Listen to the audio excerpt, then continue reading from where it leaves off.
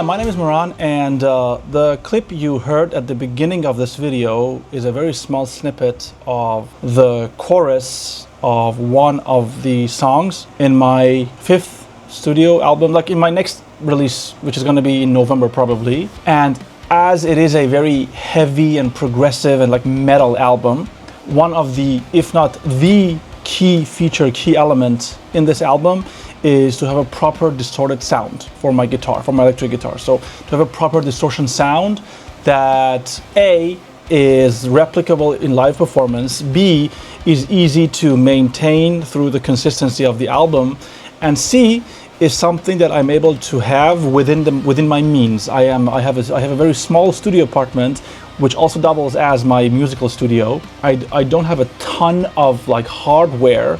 I have a modeler. I have a rather decent interface and a bunch of plugins. And this video, I'm going to tell you about how I believe I cracked the code on having a real nice, like heavy, tight, like hot dog kind of a distortion sound that probably has solved a big portion of my problems for this album. My next set of problems will deal with drums, but for now, let me tell you what is going on. So, in front of, what you're seeing right now, you see these two lines, and these two lines, the red ones, which I labeled G1, and then the purple ones, G1 distortion R1, and G1 distortion R2. Let me explain to you what these are, and then I will play you samples, like I will play you the whole thing, so you can also come with me on this journey. Here's my approach when it comes to distortion sounds. Generally speaking, in 2026, the year of our Lord, we are pretty much in a digital domain. It is possible, of course, to put microphones in front of large amps and cabs, but as I told you, with my living conditions, having an amp and a cab is not only just not affordable, but also it's not really worth all the hassle. I don't know the exact statistics, but a good chunk of the people who listen to music on Spotify listen to the songs on Spotify on their phones, like the phone speakers. So even if you put a lot of effort into carving the perfect distortion sound, the possibilities of somebody listening through a good headphones or good audio system exists, but it's not like super high. That being said, that is not an excuse for us to just get lazy and slack off. Back to Cubase. This is the amp knob, the Trivium signature amp knob. As you can see, it should be around 6. And I'm using a custom IR. I'll talk about this custom IR in a second. And this is how it sounds solo, without any drums or anything. This is the section that you heard at the beginning of the video.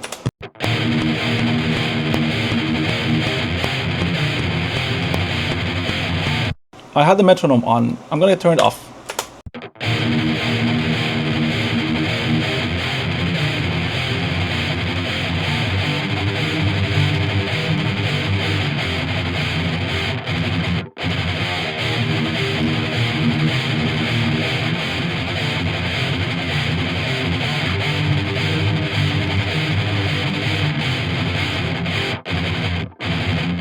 Also, please excuse my sloppy playing. I was just testing it. I was just recording for testing. I haven't really gotten into recording yet since I was fixing this. This was the impulse response running through the Trivium's amp knob. A very good plugin. I recommend picking up if you don't have it, because it's just one knob and it helps you a lot if you're looking for this kind of a sound. With its default cab, this is how it sounds.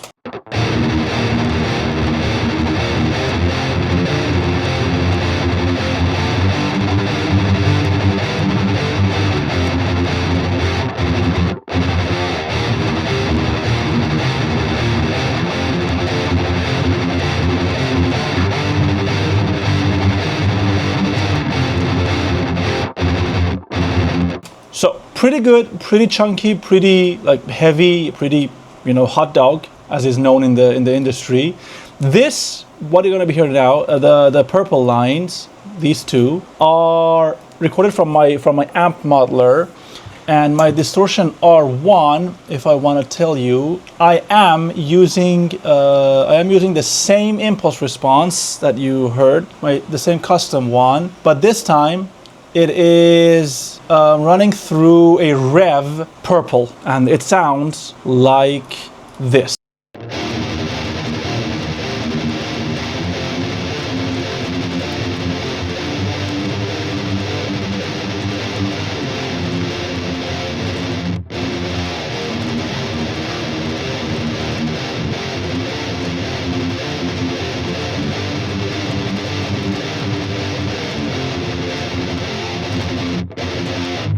And the green one that you're hearing now, this is the same impulse response running through a rev. This is a red rev.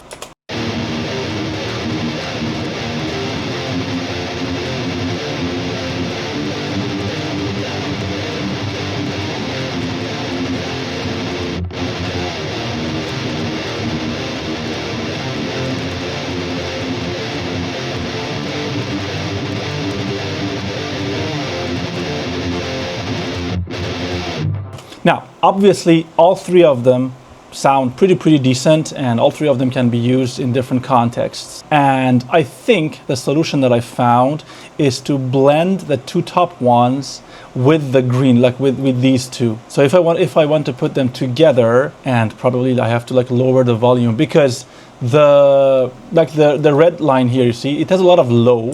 Like it has a lot of low characteristics here, and the green has a lot of mid characteristics. So if you put them together, you will have a nice little transient situation happening in this shape.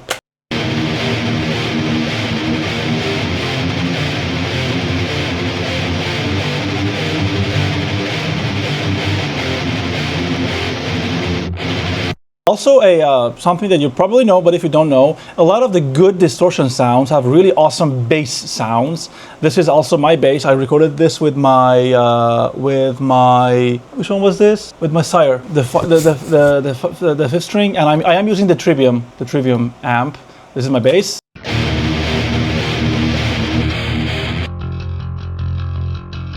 So together, all of them with the drums and everything, I just have to mute the vocals, and it has also a little bit of a riff thing in the chorus. It sounds like this.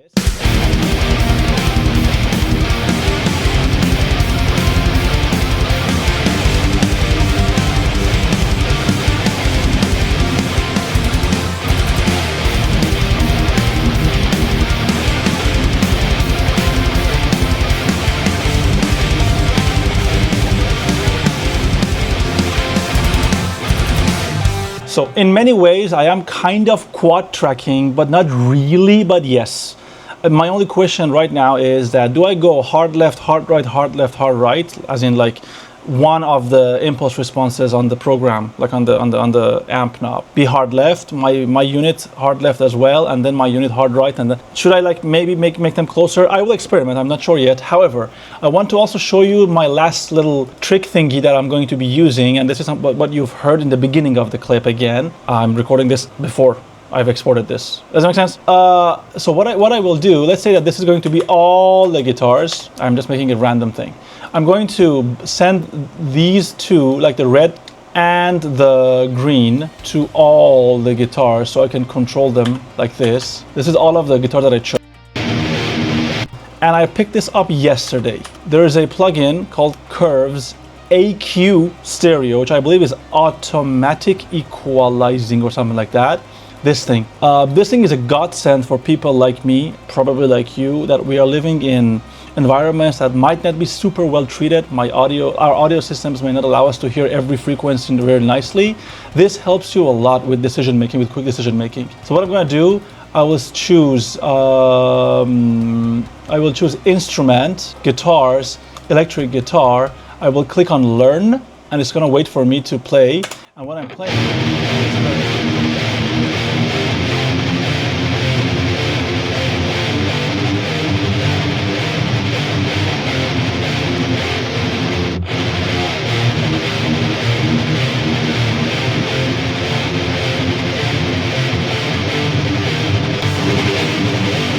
Now it has recommended these 5 different algorithms, like different kinds of curves. Let's play everything together and cycle through these.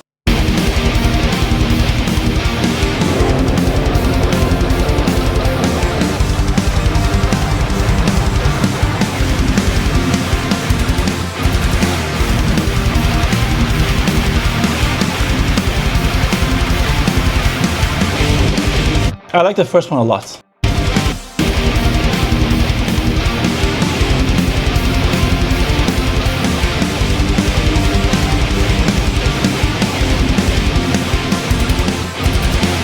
Anyway, this is how I finally, after a rather long search, I was able to find my solution to this problem. It's not really a deal breaker problem. Honestly, we could get away with like just recording recording hard left and hard right.